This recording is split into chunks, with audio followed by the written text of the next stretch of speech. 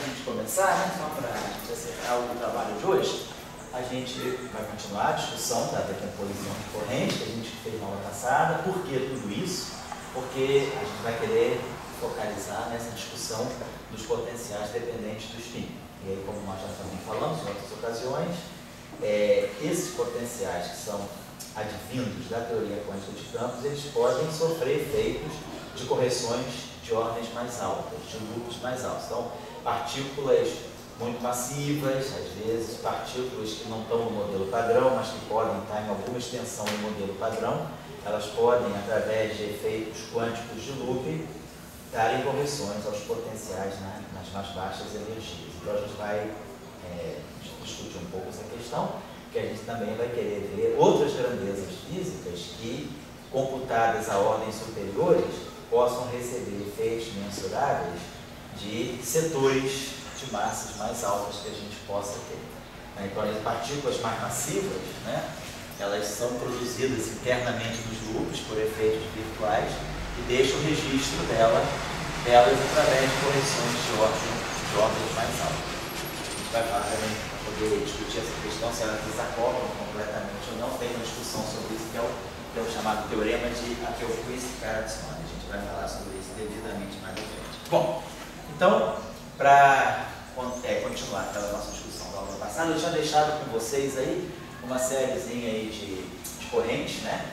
Para vocês fazerem a decomposição de corda. Eu tinha combinado com vocês que essas aulas seriam um pouco, vocês também viriam o quadro para fazer um pouco as coisas, para se treinar um pouco e expor as ideias, né?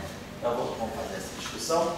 E outra coisa assim, sexta-feira que vem não é aula de campos quânticos, não. Sexta-feira que vem é aula de supersimetria. Mas eu vou usar, às vezes eu faço isso.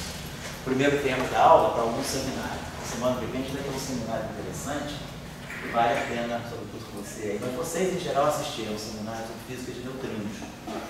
Então, no seminário a gente vai fazer uma discussão geral sobre física de neutrinos, os estados da questão, quais são os resultados mais novos, como anda, quais são as questões mais interessantes hoje, mais relevantes hoje, no contexto da física de neutrinos. Então, semana que vem a gente tem um professor que vai estar visitando a gente aqui. Ele é brasileiro, mas trabalha na Espanha já há uns 30 anos, está lá. E ele está passando pelo Rio semana que vem. Aí eu pedi para ele dar o seminário do nosso curso. Ele vai estar vindo aqui semana que vem de 4, no primeiro tempo da aula, Suzy. Ele vai fazer o seminário de física de neutrinos de 4 a 5 e meio. Depois a gente dá um intervalinho e retoma a aula de supersimetria, tá bom? Mas para quem não está fazendo esse curso, que não vier semana que vem, não precisa vir a aula. Mas se quiser vir ao seminário, vale a pena. O seminário é muito bom. O cara é de uma referência. É o Wagner? É o José Wagner Wagner. Você conhece ele?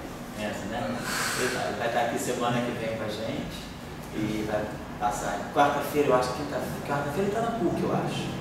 Acho que ele vai no Hiroshi, né? Então vai dar coloca lá, talvez. Vai dar o coloque. Eu acho que no local está levando ele lá na PUC quinta-feira. E sexta-feira ele vem para dar o seminário para nós aqui no CBTEC. Então vale a pena vocês assistirem. Eu até pedi para a gente gravar aqui um seminário interessante, porque o assunto é muito interessante, o assunto é muito atual e ele é uma das pessoas que tem um nome mais afirmado nesse assunto. É um cara que tem já uma reputação de trabalhar nisso há muito tempo e tem assim, bastante domínio do assunto para dizer o que está acontecendo, o que é importante, quais são os resultados mais esperados para esse ano, para o ano que vem, tá bom? Convidar isso. Então, só para relembrar, na aula passada, deixa eu botar aqui, nós estamos tentando discutir as correntes, nós estamos querendo, na verdade, trabalhar, por enquanto, a interação corrente, propagador, corrente. Essa é a estrutura que nós estamos tentando estudar. Na verdade, o que a gente vai querer estudar é a tirar daí potenciais dependentes. Então, basicamente, o que a gente tem é uma corrente. Aqui, o que a gente tem é uma outra corrente de matéria. Então, corrente de matéria. Né? Matéria aqui. Matéria. Essa matéria é uma matéria que vai ser caracterizada por um certo spin. Então, vai ser corrente, pode ser matéria fermiônica, pode ser matéria bosônica, pode ser a interação de uma matéria fermiônica com uma matéria bosônica, não importa. E vamos ter aqui a troca, vamos ter um agente de troca que vai fazer a interação. Então a interação vai ser devido à troca de algum bóson. Vamos pensar que vai estar trocando algum tipo de bóson. Então, esse bóson que é trocado aqui, ele pode ter spin 0, pode ter spin 1, pode ter spin 2. Por exemplo. Spin 0, né? Uma das discussões que a gente tem é a discussão do áxion. Então, já se estudou, o próprio Wiltshire estudou essa questão, que é a interação entre objetos, entre matéria, por exemplo, no modelo padrão, e a interação é mediada por algum tipo de partícula escalar, pode ser um áxion, partícula escalar massiva. Ou, claro, a gente pode ter interação mediada por bósons vetoriais, bósons de gauge, massivos que sejam, né? Mas, aqui no caso do escalar também, a gente pode incluir o Higgs. Nós podemos, claro, ter as interações mediadas por bósons de Higgs. Tá? Setor de spin 1, bósons vetoriais massivos, bósons de gauge. E no setor de spin 2, a gente pode ter bósons. Os bósons que podem estar mediando aqui são tipo de grávido, são partículas do setor gravitacional, podendo ser inclusive grávidos massivos. A gente pode, em muitas situações da gravitação, a gente pode ter a produção de grávidos massivos, então spin 2 neutro massivo. Então a gente vai estar, esse é o padrão que a gente vai estar estudando. E aí, claro, o que está fazendo a mediação da interação aqui é um propagador. É uma função de 2 pontos, uma função de Green de 2 pontos, um propagador que vai relacionar, por exemplo, 2 escalares, 2 vetores. Então, vai ter um propagador aqui. Claro que a gente pode ter também propagadores mistos, né? A gente já estudou aqui no curso. Às vezes a gente tem, quando a gente tem um mecanismo de Higgs, por exemplo, aparece um propagador misto entre um vetor e um escalar, por exemplo, se eu não estou no gauge axis, se eu não estou no gauge orbitário. Então, pode acontecer numa situação em que eu não necessariamente vá trocar um bóson de um único spin. Eu posso ter um propagador que acople, por exemplo, um spin 0, um spin 1. Basta, por exemplo, se eu tivesse algum tipo de modelo físico, né? Eu tiver um lagrangiano, que eu tenho um campo vetorial. Eu tenho um campo vetorial que eu posso chamar aqui de W nu. E tenho um campo escalar. E se por acaso, né? Dentro da dinâmica, né, que eu estou propondo para esses campos, eu tenho um termo, por exemplo, que possa misturar esses 2 campos aqui, algo do tipo WI, DI, então eu tenho um propagador aqui, eu vou gerar um propagador misto, WI. Então eu vou ter também, eu posso ter um processo em que eu tenho uma interação corrente-corrente, em que eu tenho um bóson vetorial, esse bóson vetorial aqui, ele transmuta um bóson escalar e se acopla aqui com a corrente. Então eu posso ter os chamados propagadores mistos também. Tá? Então, a situação pode ser bastante genérica. Vamos trabalhar esses casos aqui e depois, provavelmente no trabalho que o Luiz está fazendo, para a dissertação dele, nós vamos poder trabalhar a troca de 2 bósons contemporaneamente, a gente vai poder acoplar um bóson de spin 1 com um bóson de spin 0 numa situação especial que a gente vai estar estudando, a gente vai colocar aqui para vocês. Então esse é o panorama. Agora, o que acontece aqui? O que acontece aqui é que esse propagador bosônico, ele é um propagador, né? Ele está off-shell, tá? Ele é uma linha interna. Então o que esse propagador aqui está trazendo um momento transférico. Não descreve as partículas on-shell, descreve off-shell. Então, nesse propagador, nessa linha, né, que faz a conexão, por exemplo, eu posso ter algum tipo de efeito de ordem superior. Eu posso ter, por exemplo, aqui, algum tipo de loop, né, que corrija esse propagador. E aí, essa partícula aqui pode estar, essa partícula trocada, ela pode estar se acoplando a outras partículas que vão circular nesse loop e que vão dar, então, efeitos de ordem superior, que aí eu vou ter novas ordens aqui, mais constante de acoplamento aqui, eu vou ter efeitos das partículas que são trocadas aqui, podem ser partículas massivas ou não. Por exemplo, se essa partícula aqui for um fóton, se eu estiver falando do propagador do fóton, e se eu tiver querendo levar em conta não só efeitos eletromagnéticos, se eu quiser levar em conta efeitos eletromagnéticos, tudo bem.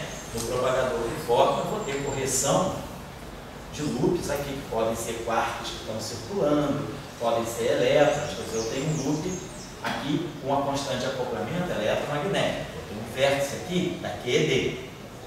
E nesse loop aqui, qualquer partícula que tenha carga eletromagnética pode se acoplar. Pode ser um quark, pode ser um lepton carregado, não importa. Mas o fóton também, nós sabemos, se acopla com os dados. Então, se eu estiver levando em conta efeitos eletrofrágeis, né, eu posso ter aqui uma correção nesse loop, por exemplo, em que eu tenho aqui uma interação, quer dizer, um vértice que conecta gama, W+, W-. Então aqui eu já vou ter um vértice em θW, com ângulo de Weinberg, que aqui já é uma interação do setor fraco. Aqui é uma interação eletromagnética, aqui é uma interação fraca. Então esse propagador aqui, se eu quiser levar em conta nesse potencial efeitos de ordem superior, que podem incluir ou não partículas extra o modelo que nós estamos estudando, se eu estou falando de QED, por exemplo, potencial devido à troca de fóton. O fóton se acopla também a partículas do setor forte e do setor eletrofrágil. Setor fraco, W baixo, se acopla com os quarks. Então, eu posso ter efeitos, né, de loop interferindo naquele potencial via a correção quântica no propagador que nós estamos trocando. Esse gráfico aqui, se vocês se lembram do curso de QED que a gente estudou, esse aqui é o chamado gráfico de polarização do vácuo.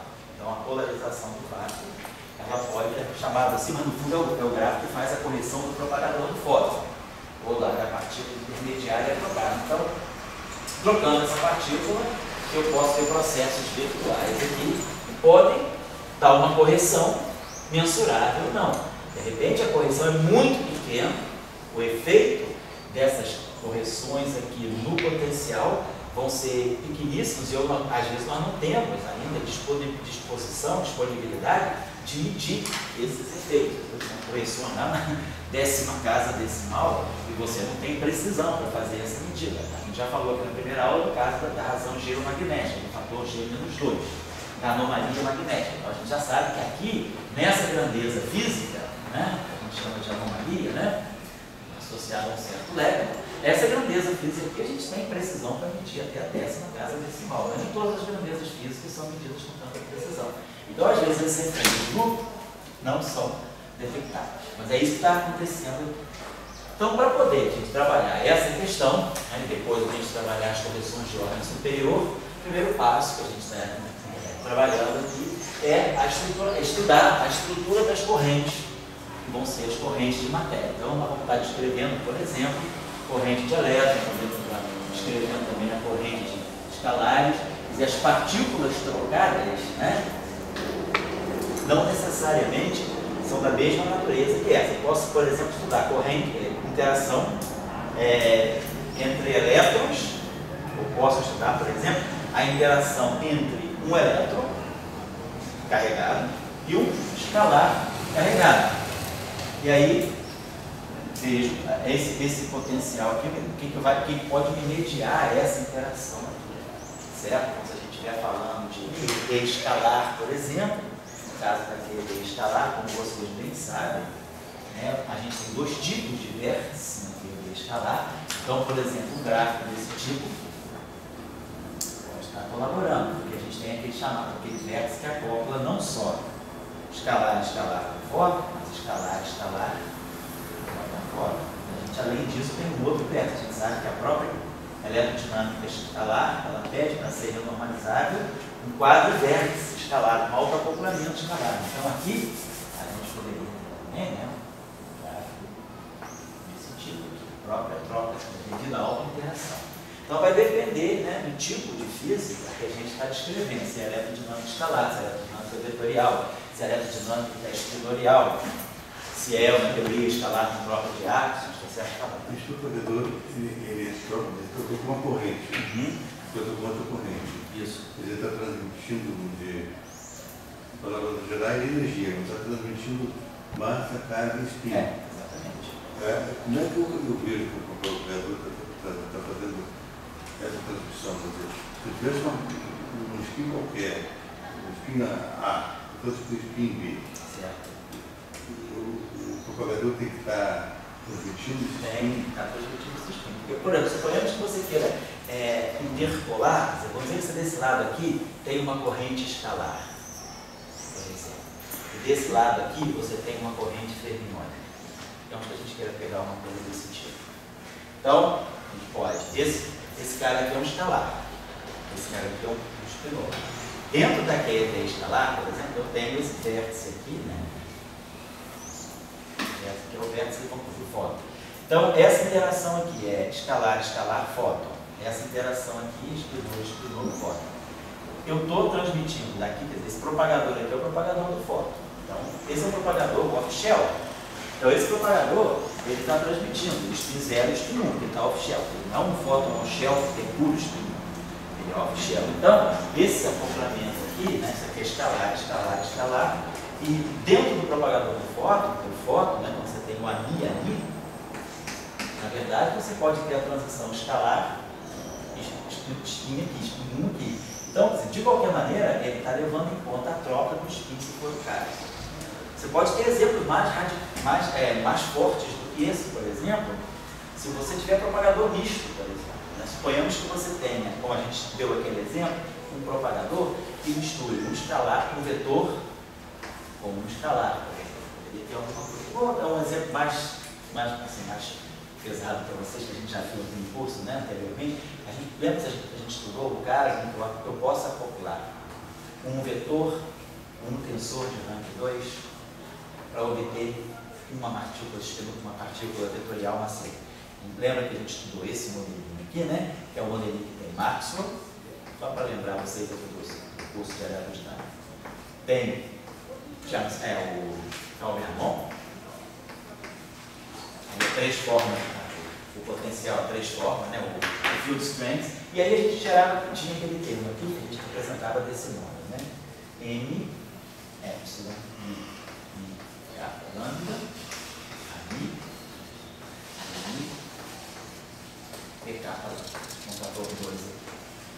Então, estudando esse sistema acoplado, né, um campo de rank 1, um campo de gauge de rank 1, um campo de gauge tensorial, esse sistema aqui tem invariância de gauge e ele descreve, na verdade, uma partícula massiva de spin 1. E aí, esse sistema aqui é caracterizado por 3 propagadores. Nós temos o propagador do fóton com fóton, temos o propagador do fóton com campo de rank 2, vamos dizer que seja assim. Temos o propagador, né? Rank 2, do rank 2 com rank 2. Seria esse aqui.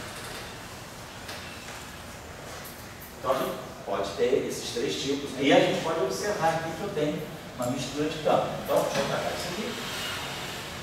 Se nós formos estudar, e tem que saber, esse objeto, como é que esses objetos se acoplam, né? Se eu tiver matéria, por exemplo, se eu tiver uma matéria escalar, se essa matéria escalar for carregada, né, eu posso ter alguma coisa desse tipo. A matéria vai se acoplar pela sua derivada covariante, vamos dizer, mais I é a Mi. Vamos dizer que ela se acopla aqui. Como esse campo aqui tem rank 2, o field strength dele tem rank 3, mas o dual dele tem rank 1. Então eu posso produzir aqui um acoplamento em G, e aqui um G de φ. Então, por exemplo, esse campo aqui, na verdade, ele está se acoplando pela derivada, pela prescrição mínima, ele está se acoplando com o fóton e com esse campo aqui que é parceiro do fóton, através do field strength dele. Esse acoplamento aqui é no mínimo, é o potencial. Aqui é o potencial, aqui é o dual do field strength. Mas aí, nesse caso, a gente pode ter um processo desse tipo. Por exemplo, eu posso ter esse escalar aqui, e ele vai ter esse vértice aqui. Aí, esse propagador aqui, no meio do caminho, se transmuta, e esse cara aqui vai se acoplar com esse setor aqui. Então, a gente pode ter uma troca, uma transmissão de spin no próprio propagador. A gente sabe que esse cara aqui é o spin 1 e esse cara aqui é o spin 0. Então, a gente pode ter propagadores, né, que façam essa transição de spin no próprio propagador, dentro do próprio propagador. Então, essa situação, ela se encaixa aqui. Então, o propagador, ele faz essa conexão completamente. Né? Agora, se for carregado, por exemplo, né? Se aqui for, por exemplo, elétron-neutrino, se eu tiver um vértice eletrofrágil, aqui eu tenho, por exemplo, elétron, aqui eu tenho neutrino. Então, essa corrente aqui é carregada. Então, claro que aqui eu vou ter que ter a emissão, né? É algum tipo de vértice, a troca de dado mais. Eu sei porque como se então eu posso pensar esse cara aqui vai chegando, está saindo neutrino, conservação de carga, está saindo dado menos aqui. Então, esse vértice, quer dizer, esse propagador aqui, ele está trocando a carga. Ele está carregando a diferença de carga. O elétron acoplou-se com o neutrino. Então, esse propagador que vai fazer a transmissão da interação é o propagador que vai carregar a carga. A carga tem que ser conservada em cada vértice. Então, se aqui entrou uma carga negativa e saiu o neutrino que é neutro, é porque essa carga negativa foi transmitida para cá, através desse argumento. E o propagador que mistura, né, o argumento, né, então vai se conectar aqui com um lado mais, então, por exemplo, pode estar entrando um elétron aqui, entrando aqui um lado mais e saindo do neutrino. Então, esse gráfico aqui daria conta dessa corrente fraca elétron-neutrino, os dados, certo? Isso aí, vamos lá. Então vamos começar a organizar aí a nossa apresentação. A primeira corrente que a gente tinha estudado aqui na aula, eu fiz para vocês como exemplar, né? Era a corrente que nós estamos trabalhando. Então, no setor, daí, vamos dizer, no setor de tiragem. Vamos trabalhando então, das correntes da teoria de tiragem. Então, nós pegamos o espinô, o barrado, pelinha, nós pegamos o elétron, barrado de pelinha, gama, mi. Você coloca, por exemplo, no estudo do spin, o spin, você pode olhar ele pelo propagador, assim, isso. Pode olhar pela interação, isso aí, e pode olhar ele pela corrente, conservada, em meio do espaço-tempo. Exatamente. São três maneiras de olhar o spin. Pode ser dessas três maneiras. Eu diria que sim. Então, isso aqui dava para a gente, nós tínhamos visto, isso aqui dava 1 sobre 2n.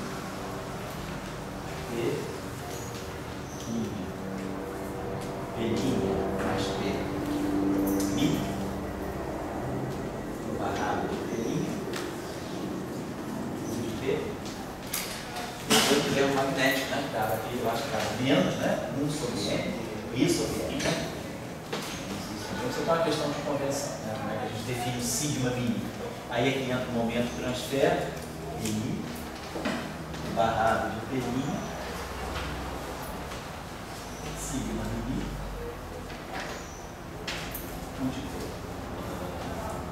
lembrando que esse sigma aqui é definido como I, né? É I sobre menos I sobre 4. Então, tá, então isso aqui é a decomposição de Born tradicional. Aí nós tínhamos pedido a vocês para dar essa olhada nas seguintes decomposições de Born, para poder, o papel da decomposição de Born justamente era ver onde é que aparece o momento transferido.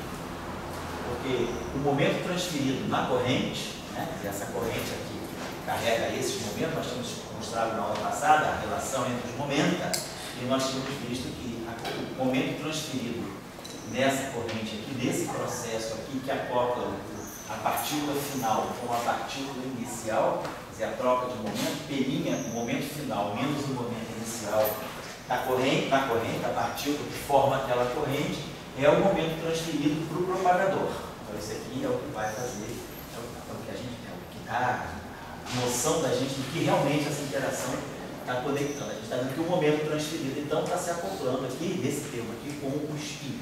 Essa matriz aqui é a matriz de spin elétrico. Aí nós tínhamos deixado a corrente escalar, nós tínhamos deixado para vocês fazerem aqui, se quiserem aqui dar a sua contribuição.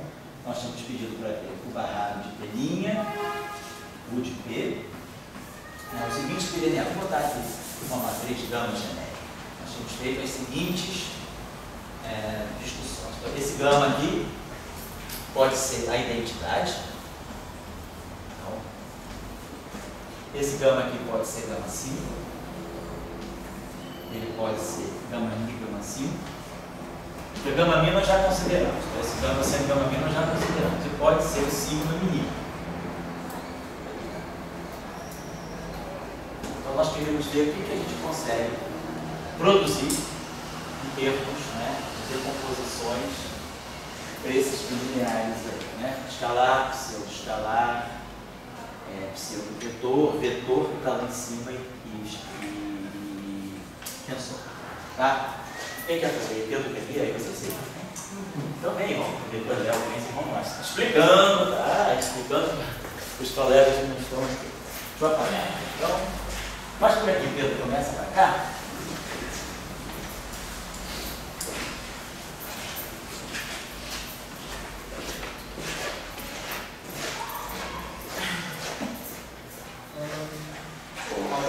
Isso, tá bacana, tá? Os dois colegas. Tem que treinar, tem que treinar. É mais difícil que a física, né? É mais difícil que a física. É mais difícil a gente falar. Bom, então a gente vai começar a calcular a corrente para o caso da corrente axial. Tá certo. Então assim. Tá legal. Então a gente começa a equação de Dirac na forma do espaço de momento, que vai dar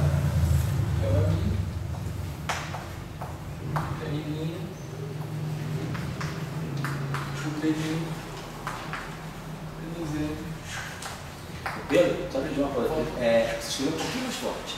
Ah, maior ou mais forte? Não, maior não precisa não, mais forte só. Eu acho que o quadro pega bem. É só apertar um pouquinho mais, pega um giz menor e aperta mais.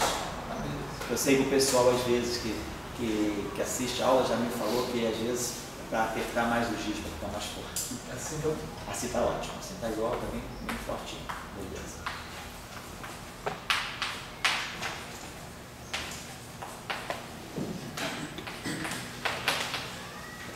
Então, para conseguir a corrente, a decomposição de Gordon, a gente precisa basicamente escrever a equação de Dirac dessa forma e a sua adjunta, e depois manipular as duas juntas.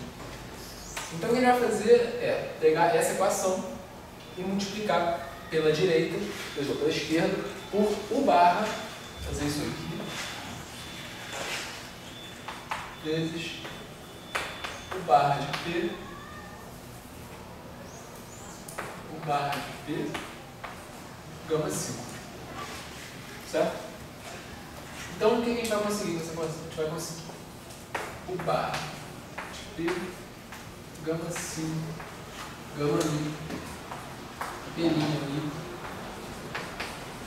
U de P' menos N, U barra de P, gama 5,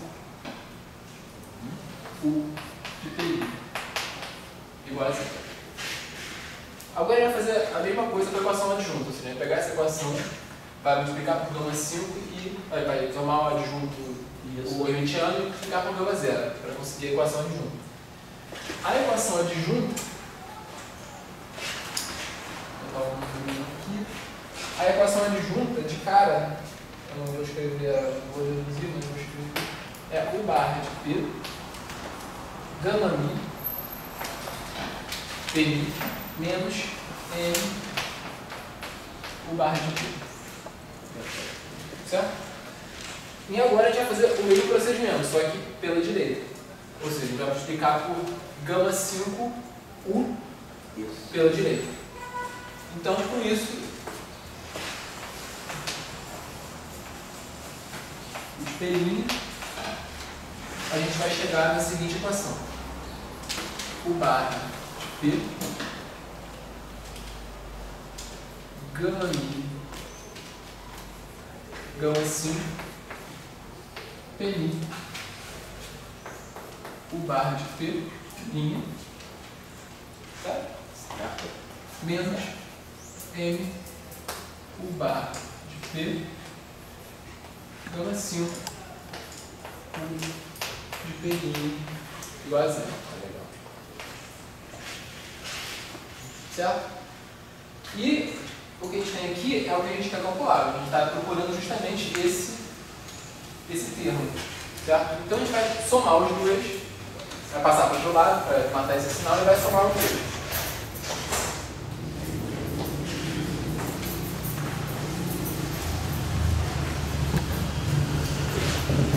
Então, depois de passar para o outro lado e somar, a gente vai ter U barra de P, gama 5, U de P' igual 1 sobre 2M barra P, que abre gama 5, gama mi, P' de mi, mais gama mi, gama 5, P' U de P'. Certo? Só que o gama 5 e o gama mi eles anticomutam. Ou seja, esse termo aqui é exatamente igual a menos o outro. Então a gente pode colocar eles em evidência para cá e chegar finalmente no termo que a gente está procurando. Que é o barra P', gama mi, gama 5. Para evitar.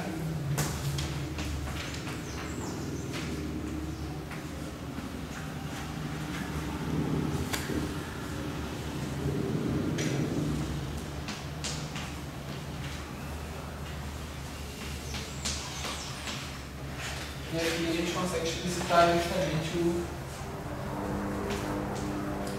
momento.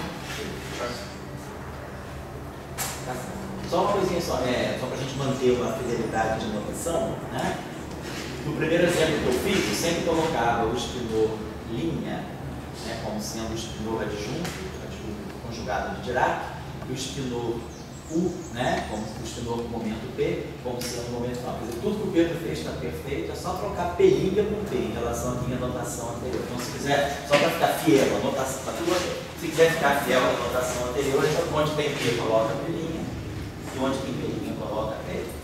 Fica P', fica P, fica P', fica P. Só para lembrar, se quiser, para poder ficar fiel, manter essa convenção perfeita. E aí aqui dá menos o momento, se for o caso, isso aqui é o menos QI, ou seja, eu posso colocar o menos aqui, perfeito. Então, a observação aí, que eu gostaria que você elaborasse, você para aí nessa decomposição ou você tem que colocar alguma coisa a mais aí?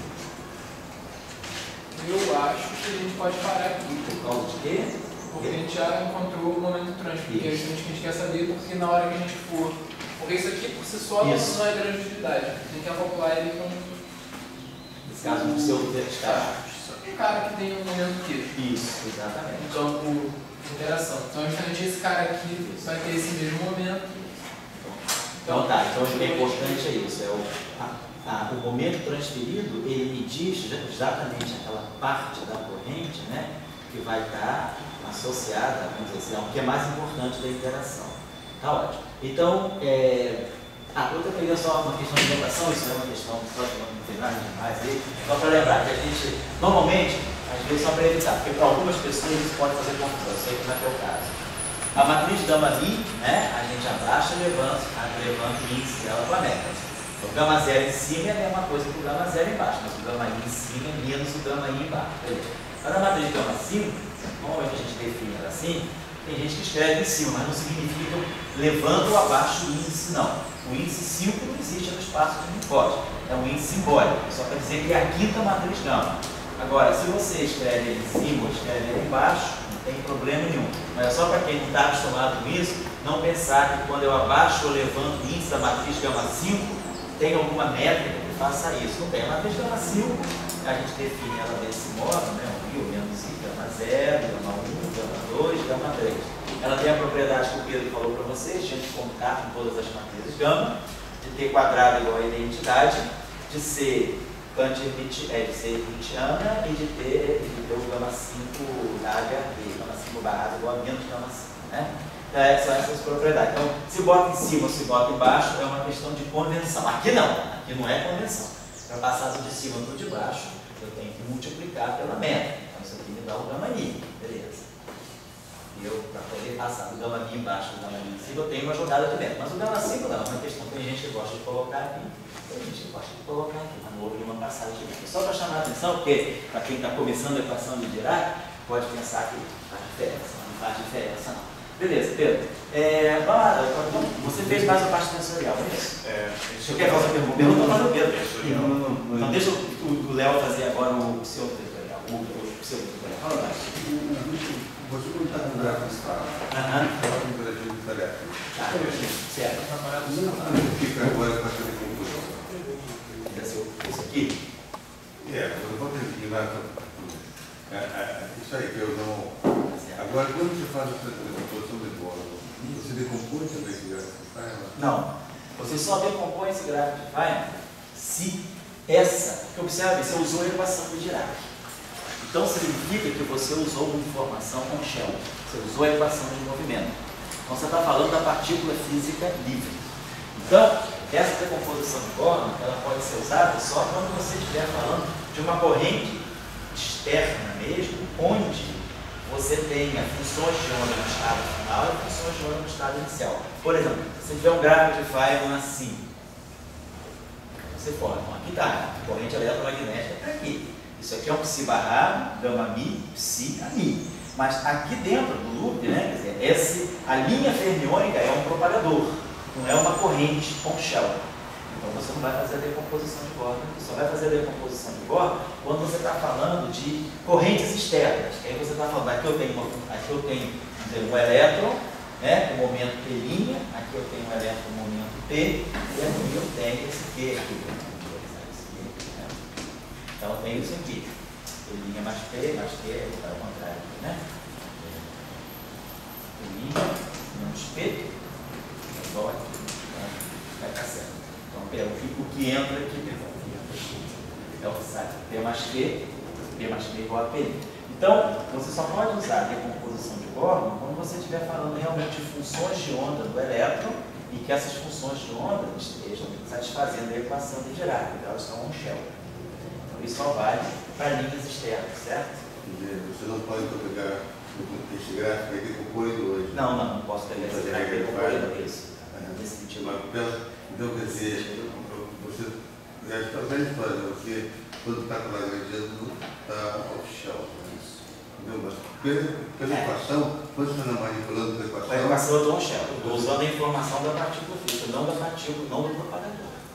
Que, por exemplo, você pode tirar informação sobre o spin da equação. Né? Isso, posso. E daí que você. Aí que até. Então, só para assinalar o resultado do Pedro aqui, então, a gente tem uma maneira de decompor esse vértice pseudo-escalar. Né? Então, só que o que é interessante é que esse vértice pseudo-escalar me remete a um vértice pseudo-vetorial. Então, o Léo agora vai trabalhar o pseudo-vetorial, é isso? Eu tinha terminado o barrado. Então faz o barrado, tá legal. Fazer o vértice escalar, né?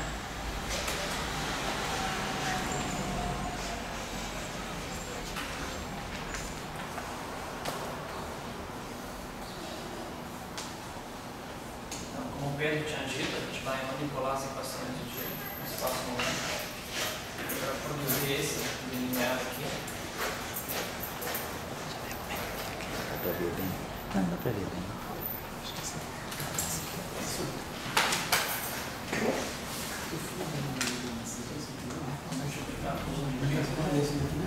Nessa situação,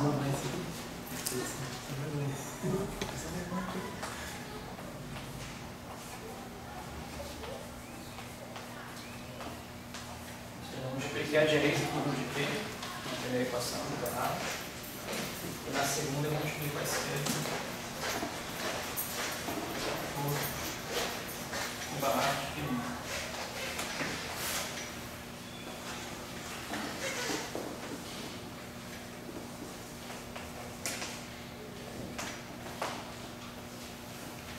De produzir o mesmo termo aqui. Tem só um canalizinho faltando na equação de cima, né? Tem um canalizinho desse, claramente. Obrigado. Tá certo.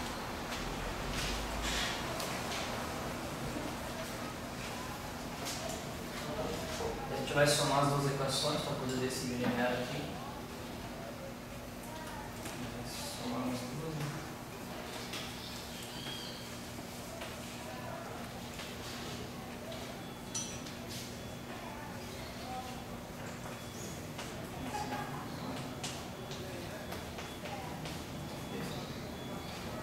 E quando a gente somar, a gente vai obter o resultado que o professor tinha escrito inicialmente.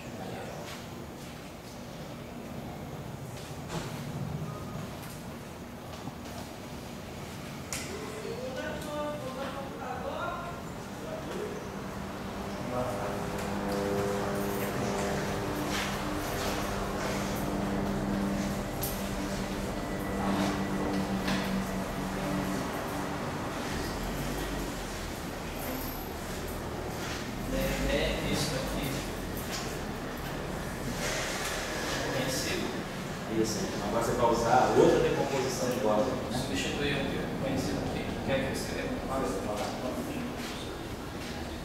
resultado dessa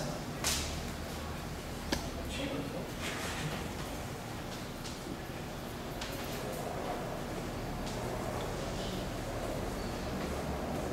Porque a ideia é que a gente, ao somar as equações, a gente produziu só os momentos. Então não apareceu um tempo transferido aqui.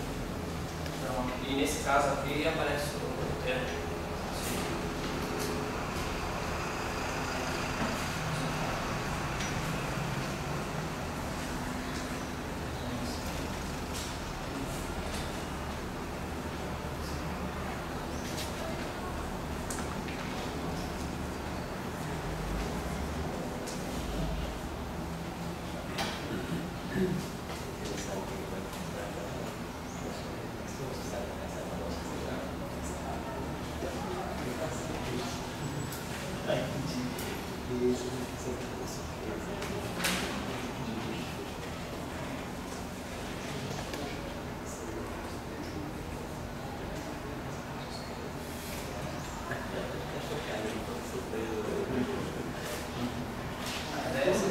Eu vou pegar essa equação, esse resultado aqui e colocar aqui.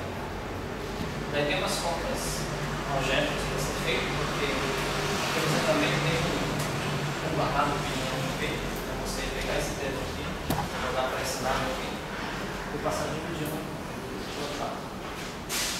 Porque é só colocar o resultado. Sabe quanto que eu sou hoje, cara?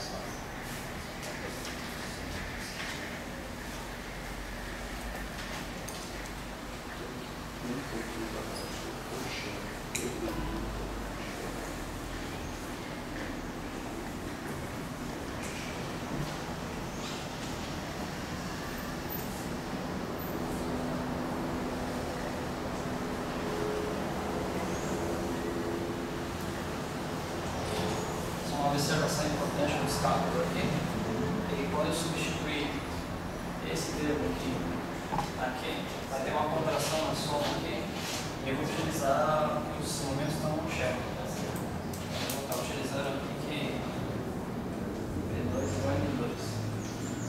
Vai aparecer esse termo de Vai aparecer P' ao quadrado igual a N2 também. Vai aparecer um quadrado de P' mais P, né? É, efetivamente, quando pegar esse termo aqui, Tá certo. Foi.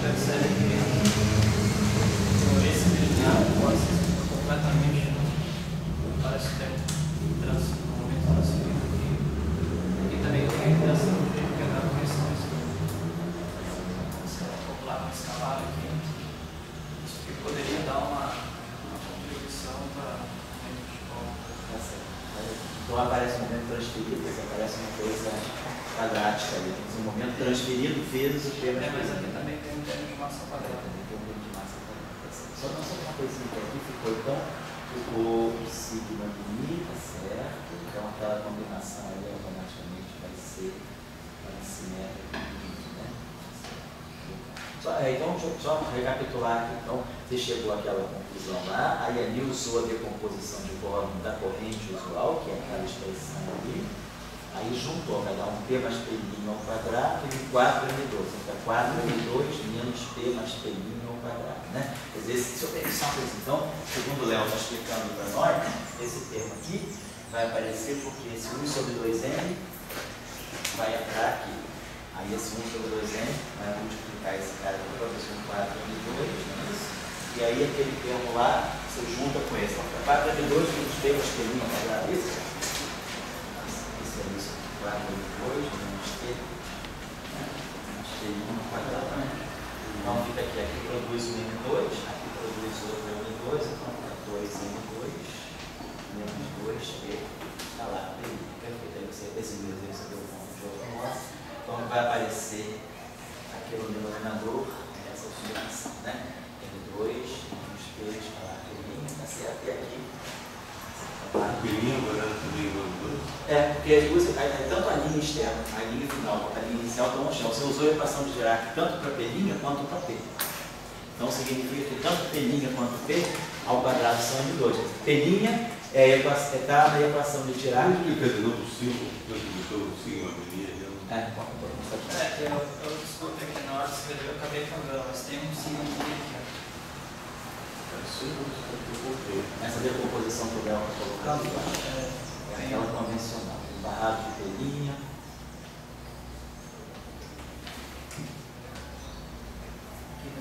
sigma mi, certo? Você colocou vezes e colocou a seta. Eu escrevi para O de P, né? Então, agora o que ele fez foi que ele jogou essa equação naquele lado direito, lá embaixo. Naquele círculo. Naquele círculo ele botou tudo isso que está aí, substituiu. Fala aí. Falta mi. P' menos P'. Mi embaixo, lá embaixo. Isso é perfeito. A ideia é que eu peguei e substituí esse termo aqui. Isso. Aqui tem o bilinear do barrado 1. Esses dois termos, mas aqui também tem um termo barrado 1. Então, só escrevi esses dois bilineares e termos do pessoal aqui.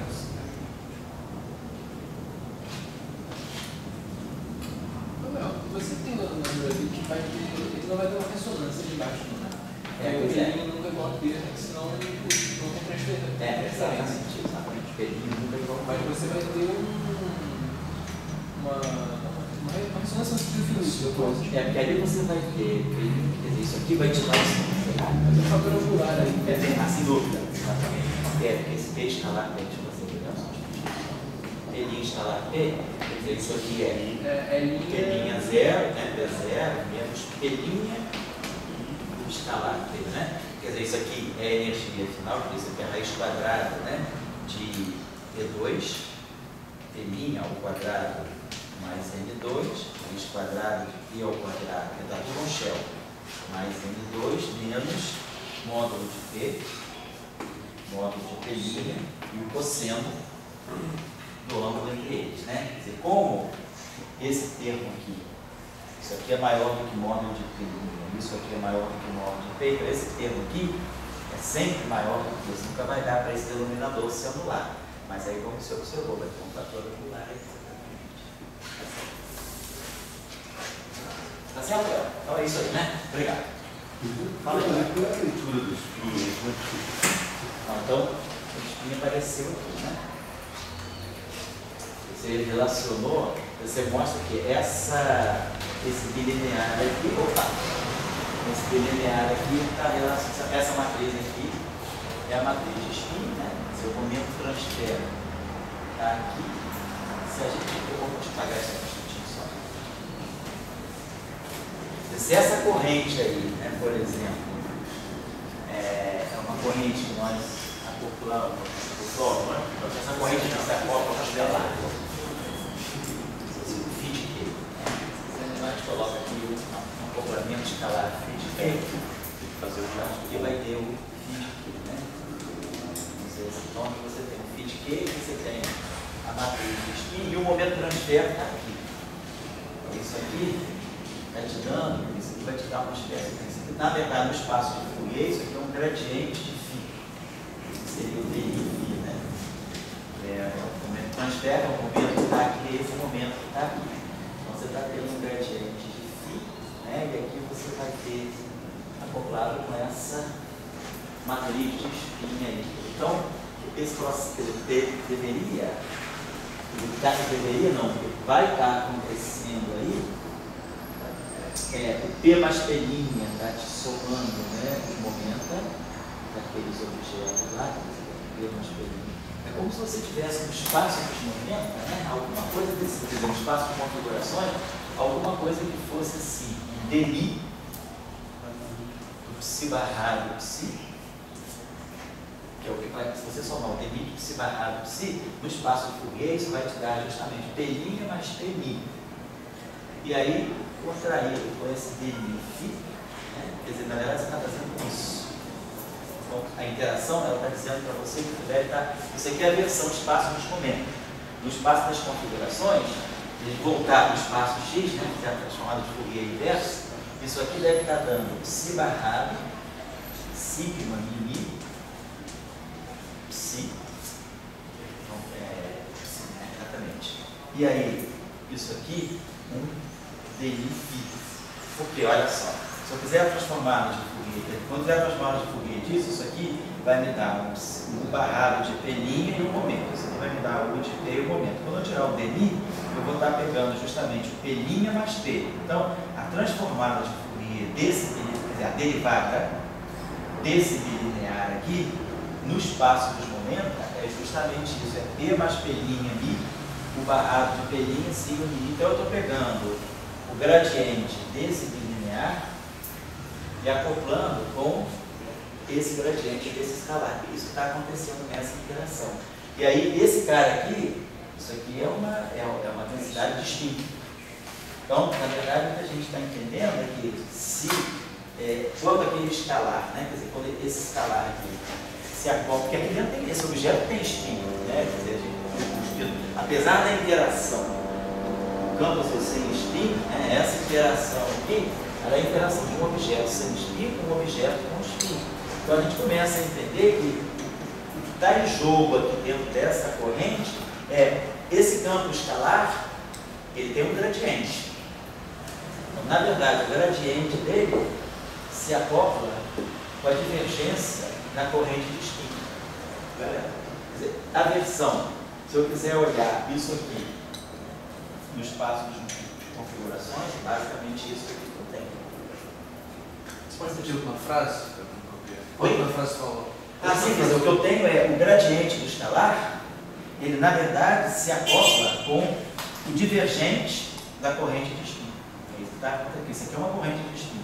Isso aqui me dá o divergente dessa corrente de spin. Isso aqui é o gradiente desse escalar. O campo escalar, apesar de ser um escalar, ele tem um gradiente. E esse gradiente desse escalar define uma direção. E essa direção aqui, então, isso aqui é uma corrente de spin, um objeto é um tensor, mas o gradiente dela, a divergente dela também é um vetor. Então, na verdade, eu tenho esse vetor, na verdade, se acoplando com esse vetor. É um processo, assim, bem escondido, assim, não é óbvio que a gente veja isso. Olhando para cá de uma forma tão inocente assim, né? Para essa interação aqui assim, fica claro que o que está em jogo aí, quer dizer, é que o gradiente desse campo ele se acopla com a divergente da corrente de spin que está sendo conduzida por esse objeto. Esse objeto aqui é um objeto carregado e com spin. Então, essa corrente aqui, ela transporta carga com spin. Então, essa interação, na verdade, ela está medindo o acoplamento da parte de spin. A parte de spin da corrente do elétron e o gradiente desse escalar aí, que está em jogo assim. Essa seria a interpretação que eu gostaria de fazer. Oi? Quando você faz isso, nesse caso, você aparece naturalmente a matriz de spin na representação espinorial do pilômetro. Isso. Certo? Só que esse é o caso escalar. Quando você coloca um campo vetorial para interagir com essa corrente, onde é que entra o papel do spin do campo que vai se acoplar com a corrente? Porque até agora a gente só viu a aparência do spin da corrente, mas não do cara que se acopla. Vê se é isso que você está dizendo aqui. Quando a gente pegar essa corrente aqui, acoplar com o campo vetorial. Corrente eletromagnética mesmo. Isso. Então, tá, eu vou pegar. Então, a parte da corrente, então, a gente está lá. Então, eu vou pegar essa corrente. Aquilo lá que eu tenho lá do lado esquerdo é o psi barrado, gama mix, o vértice, né, a corrente, né, o acoplamento eletromagnético daquele que eu tirar, daquele exponencial, é esse. Então, quando eu pegar agora, vou para o espaço dos momentos. Então, só fazer rapidinho. A gente vai para o espaço dos momentos, eu produzo o barrado de P', gama mi, o de P. E o ami de Q. Onde esse Q é o P' menos P. Já tinha, então, a estrutura de momento é essa. Então, na verdade, esse pedaço aqui, o que a gente vai ter, a parte de spin, vai ser o momento transfer, QI, se acoplando com essa densidade aqui de spin.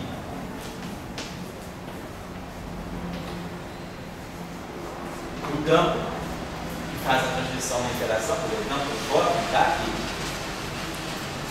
Certo? Então, devido a essa antissimetria, eu tenho, na verdade, isso aqui é um site, isso aqui não tem nada a ver com eu posso colocar isso aqui na frente, eu posso coletar esses dois termos aqui. Então, devido a essa antissimetria, eu tenho que antissimetrizar em mi. Então, isso aqui vai ficar 1 meio de QMi a mi menos QMi a mi. Então, isso aqui é dmi a mi. Posso colocar um sinal, né? Eu coloco menos aqui mais. QMi a mi menos dmi a mi. Ou seja, isso aqui é a transformada de Fourier do f em mi. Então, isso aqui está mostrando que nessa corrente de spin, quem está se acoplando, na verdade, não é o potencial, é o field strength, é o E e o B. Então, tanto é que quando você faz a interação de Pauli, a interação de Pauli, ela é para você o que? Ela é Mi escalar B. Quem é esse Mi aqui? Esse Mi aqui é o spin. Então, está aqui, ó. Isso aqui é o spin. Se você vai para a representação de Dirac e olha essa matriz sigma e J, essa matriz sigma e J é exatamente a matriz de Pauli.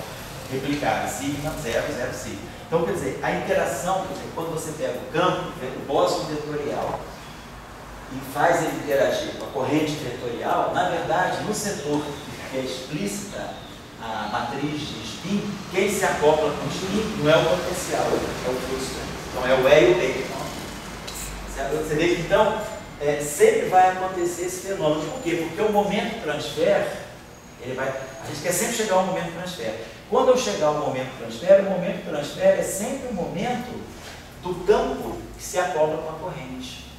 Então eu vou produzir ou o gradiente daquele campo, ou o rotacional daquele campo, ou eventualmente até a divergência daquele campo. De repente, se aparecesse alguma coisa do tipo, se essa corrente, se aparecesse sigma mini aqui, fosse, por exemplo, um campo de rank 2, eu poderia ter exatamente a divergência desse campo de rank 2. Dependendo, vamos ver, eu acho que tem um caso que vai aparecer exatamente a divergência do campo.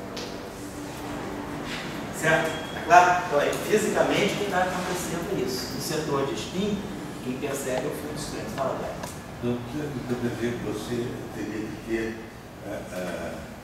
uma mediana, um termo de relação F-mini, a minha linha não é aberta, não? A minha mini. Sei. E esse seria a limitação? Poderia ser uma coisa desse tipo, um termo que você tem. Você disse que na corrente, no lagrangiano? No lagrangiano. Certo. Então, no lagrangiano, eu quero ter uma parte disso aí, alguém se acoplando com o F-mini. Certo. Aí, quando eu vou escrever lagrangiano F-mini, a minha Ni. Não está a minha Ni porque dá certo. Isso. Eu poderia ser a Mini. Ali com outro campo, 2 campos distintos, isso. Se eu tiver um lagrangiano. Não vou esquecer do invariante. Tá legal. O invariante que é F-mini, escrever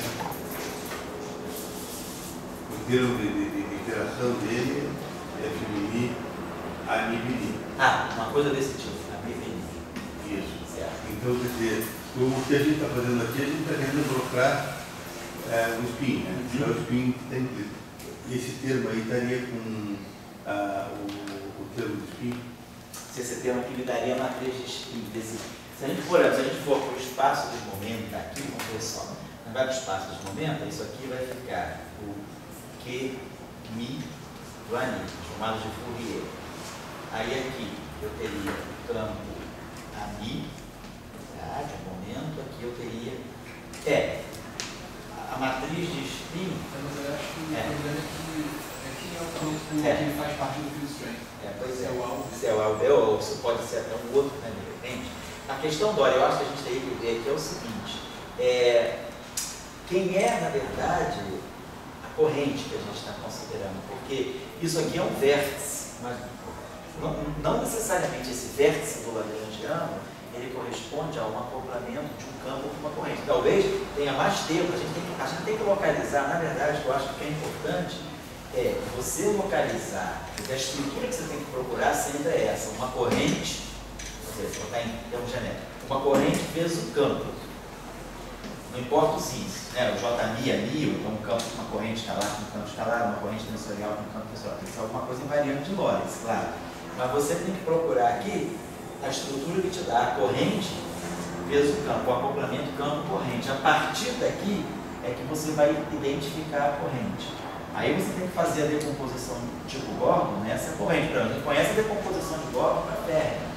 A questão que nós vamos colocar daqui a pouco, como é que eu vou calcular, por exemplo, a decomposição de Gordon por uma corrente bosônica, por exemplo, o spin zero, ou o spin 1. Vou fazer isso aqui no final, né? A gente tinha deixado até programado esse exercício também.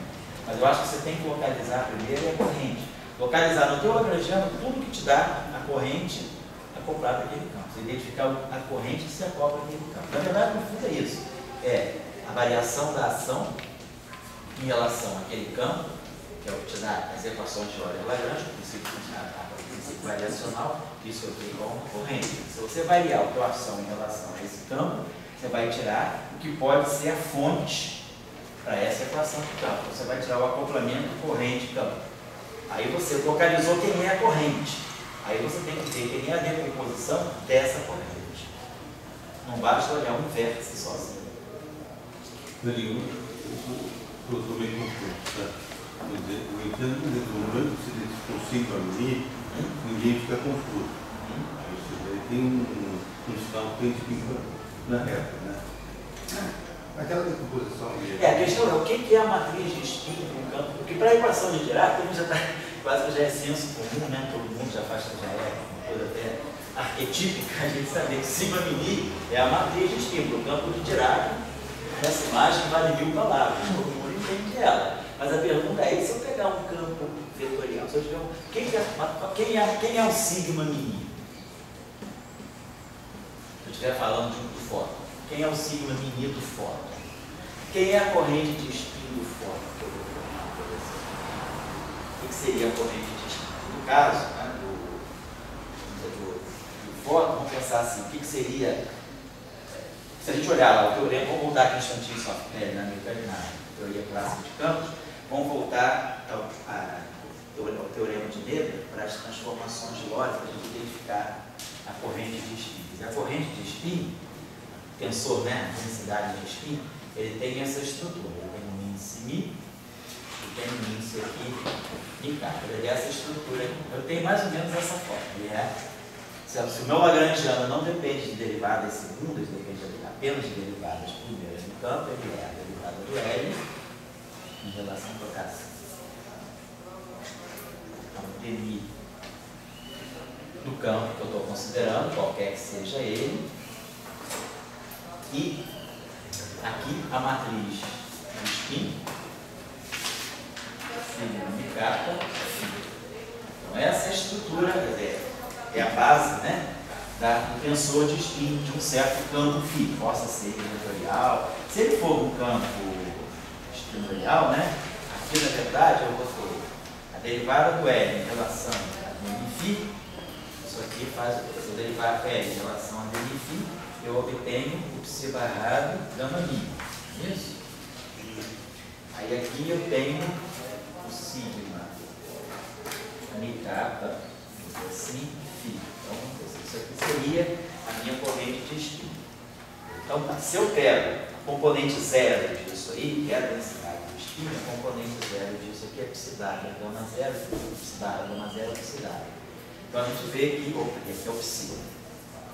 Então a gente vê que esse objeto aqui, esse comutador das matrizes gama, ele é a matriz de spin. Agora, se eu estou pegando, por exemplo, um campo vetorial, quem seria, né, a matriz de spin? Se eu pegar, então, se esse aqui for um campo vetorial, se aqui for um campo, a lambda, e aqui for o a lambda. Tem isso aqui. Então, a estrutura da minha matriz é essa. Então, essa minha corrente aqui, né, ela tem esse índice bíblica, esse índice plano tópico. Na verdade, ela tem que fazer o seguinte. Na verdade, essa matriz de spin, ela tem que fazer isso aqui. Ela tem que conectar, ela tem que acoplar esse campo aqui com esse campo aqui. Esse é o papel da matriz de spin. Quer dizer, ela vai pegar, ela que vai conectar esse índice aqui e esse índice aqui. Esse índice aqui é o índice do gerador, do grupo de Lorentz. Agora, quem vai conectar esse campo que está aqui com esse campo que está aqui é a matriz de spin, ela vai fazer essa conexão. Então, se aqui eu tenho um campo A lambda e aqui eu tenho um campo A O, então a matriz aqui ela vai ter que ter em cima.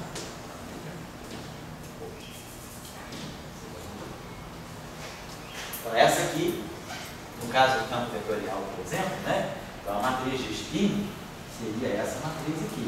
E a gente sabe quem são os elementos dessa matriz aqui.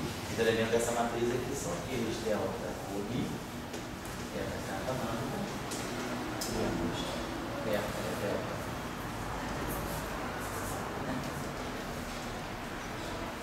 Delta I, delta OI, capa lambda.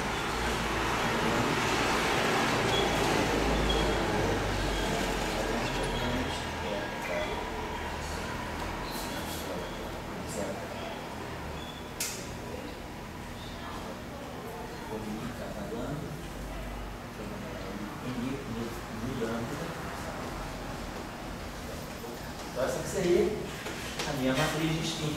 Eu teria que olhar.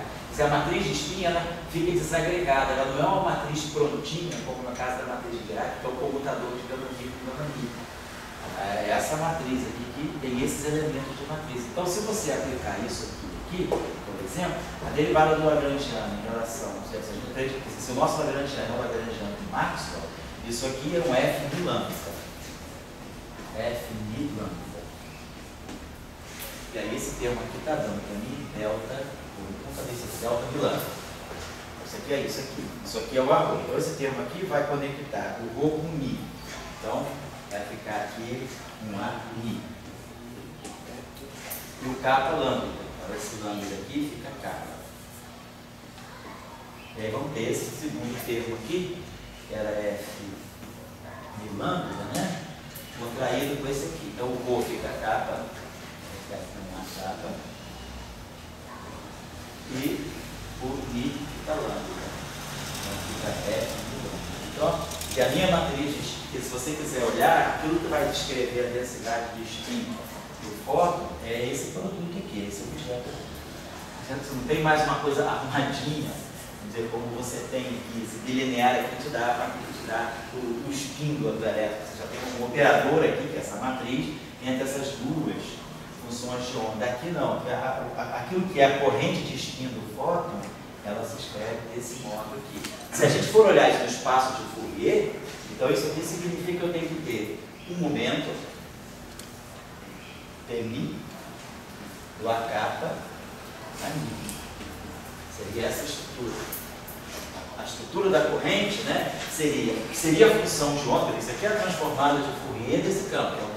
Faz o papel da função de onda. Então, ou seja, posso chamar isso aqui de um vetor epsilon kappa. Então, isso aqui seria o vetor de polarização do fóton, o vetor de polarização do outro fóton, e esse Pmi. E isso aí estaria dando conta do spin transportado, vamos dizer, por uma corrente de fóton, uma corrente de densidade de spin de fóton. Seria esse tipo de corrente aí. Você tem que identificar a corrente do campo que você está levando em conta. Se o meu campo, por exemplo, é o campo fermiônico, então tá legal, a corrente é psi barrado com psi. Tem essa estrutura, psi barrado com operador matricial psi. Pode ser psi barrado psi, psi barrado gama 5 psi, psi barrado gama mi psi, não importa, como a gente está vendo aí.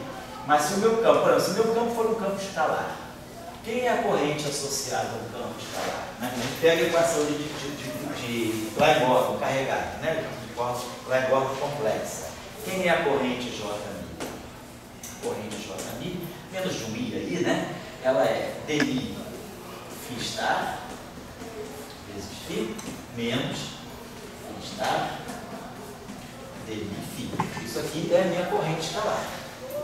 Então, se eu quiser olhar agora essa corrente no espaço de momento, eu vou ter essa estrutura, eu vou ter esse momento aqui, é como se eu tivesse aqui um P', I,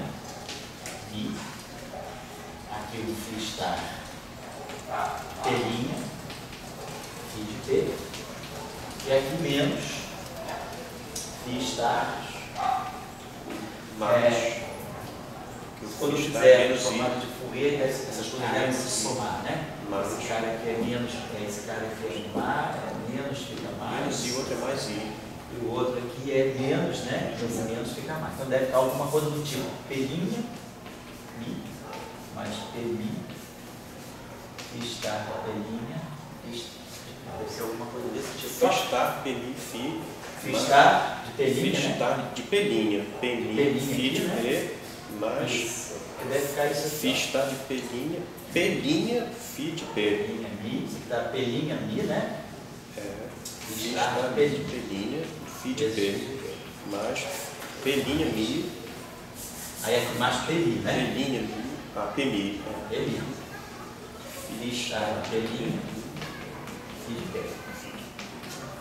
Então a corrente no final de tudo deve ter essa estrutura aqui. Ela é P' mais P, φ star de P'. Então a corrente escalar nesse caso, ela na verdade está ligada ao gradiente do campo. Porque o gradiente do campo é que me dá o caráter, quer dizer, a corrente é um vetor, quer dizer, o campo é escalar, né? Mas essa corrente é vetorial. Quem dá o caráter vetorial da corrente é o próprio momento, é o gradiente do campo. Então eu teria que ver como é que fica. Isso aqui não é o momento transfer. Então eu tenho que depois ver como é que fica, a gente consegue decompor essa corrente em termos de momento transfer. Faz o do Φ star φ, faz o do Φ star φ, a decomposição dele. Oi? Faz a decomposição do Φ star φ, Fala lá. Essa corrente ele tem que levar para o tempo. Agora, a pergunta é a seguinte: onde eu encontro essa corrente em Marte? Ah, sei. Então, quer dizer, o que eu entendo é que eu não encontro essa corrente em Marte. Aquela corrente que você teve ali, essa aqui, você encontra. Mas essa ali você não encontra. Em Marx, porque se você olhar. Será que está faltando alguma coisa em Marx? Sei. Uma indicação que você tem em Marx? Ou tem um subterfúgio para jogar lá e que ela está em Marx também? Ah, entendi. Você diz aonde é que está, seria dizer onde é que estaria a corrente do fóton. É porque falando de palavras para todos nós, né? Isso aqui você vê uma coisa muito genérica, é uma simetria do espaço-tempo. É uma coisa muito genérica. Você nem pensou em Marx, você pensou na variância da luz, assim, mas você está com isso aí.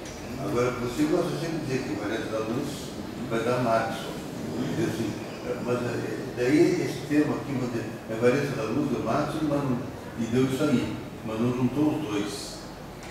Entendi. Daí a pergunta: será que isso é uma indicação que existe uma corrente de spin fotônica que Marx detectou? Ou será que tem subterfúgios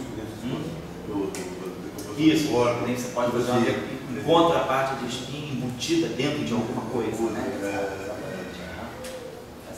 Vamos analisar isso exatamente. Onde é que eu posso ver, vamos dizer assim, a parte da corrente de spin do fóton, né? Certo? Entendeu a questão? Eu posso fazer essa projeção J mi. Eu me avalio para vocês, tá?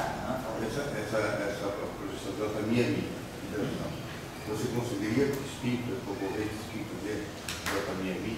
Você conseguiria fazer isso com a corrente de spin, só que quem você vai calcular com a corrente de spin não é um campo vetorial. Na gravitação é justamente isso que você vai. Quando você considera, por exemplo, a gravitação, o que você acopla com a corrente de spin é justamente aquilo que a gente chama de conexão de spin. Tem um campo ômega mi, como a gente escreveu aqui, né?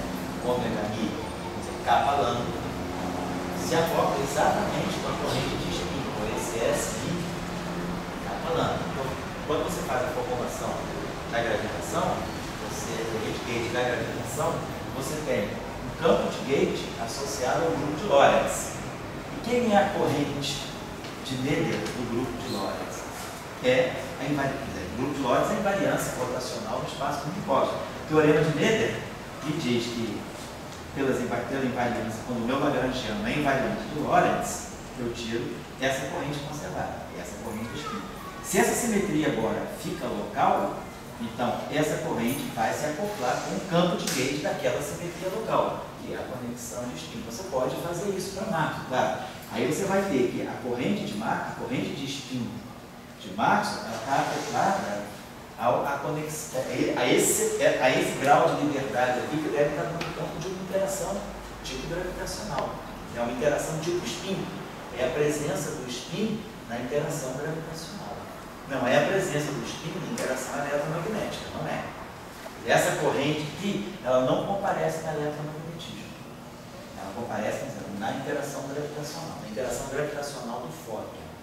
Tudo está acontecendo, você diz, mas isso não está querendo dizer que Maxwell é incompleto? Quer dizer, Maxwell é incompleto na medida em que você não coloca fótons em auto-interação. Então, na teoria de Maxwell, os fótons não auto-interagem. É por isso que você não vê essa corrente de spin no setor de fóton. Aqui não, aqui você está interagindo o setor de spin do fóton com um campo extra. Não é eletrodinâmica isso aí seria uma interação mais uma outra coisa. Não é eletrodinâmica. O que eu estou dizendo é que na eletrodinâmica convencional nós não estamos vendo isso, porque desse ponto de vista ela é incompleta. A teoria de Maxwell não contempla a auto-interação do fóton. No respeito a uma teoria desse que volta, olha, você ali você vai ter essa auto-interação. Você não precisa estar comprando com não precisa, exatamente. É que nem Young Mills. A pergunta aqui é tipo Young Mills. Young Mills não tem autoacoplamento? Então, quem é a corrente de Young Mills? Nós já sabemos quem é. Quando a gente tira uma teoria de Young Mills pura, né? Pega lá, DI, né? FMI, Young Mills, igual a zero. A gente abre essa equação, FMI de Young Mills. Isso aqui é o DI do FMI, né? E aí então nós temos aquele termo que é igual a IG, comutador de amigo FMI. Então, por exemplo, olha aqui, ó. Isso aqui não é o AF, que está produzindo lá AF menos AF, tá? Aqui esse comutador. Então, na teoria de Young Mills, a corrente que está aparecendo aqui, ela tem aquela estrutura daquela corrente que nós vimos aqui, era um F vezes um A, né? Era uma coisa do tipo FI, Mi, a lambda, menos FI, lambda, a Mi. Bom, é esse tipo de estrutura que é. Então, por quê? Porque você tem auto-interação. Então, na teoria de Young Mills, devido à auto-interação,